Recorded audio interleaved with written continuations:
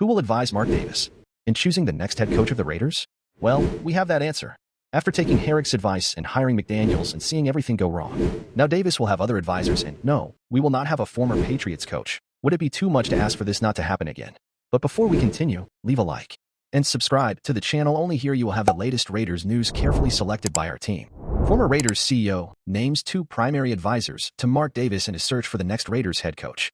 Mark Davis has big decisions coming on his next general manager and head coach, and many are wondering who will be advising Davis through the hiring process.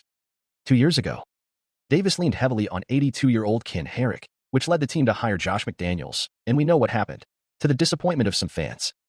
According to former Raiders CEO Amy Trask, Davis is still being advised by Herrick. My goodness. But this time there are some new voices in the mix, if that's any consolation. Many of his in-house advisors have changed of late, Trask said last week on Maggie and Perloff. People that were in-house that advised him when he was selecting Josh McDaniels, they're gone. He's got a lot of outside advisors, Trask continued. There's a connectivity with the Tom Brady advisor role in the following sense. One of his primary advisors is Jim Gray, and of course Jim Gray has connectivity with Tom Brady. So that's a little Venn diagram. There are others, Ron Wolf and Ken Herrick. Both of them have very strong football backgrounds.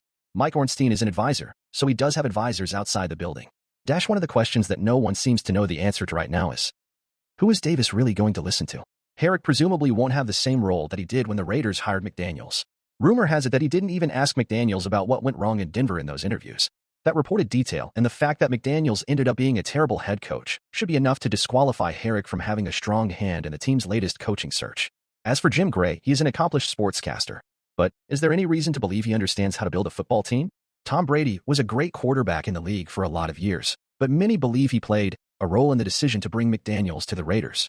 Is Brady going to recommend Matt Patricia next? If nothing else, is it too much to ask to not have another former Patriots coach in Las Vegas next year?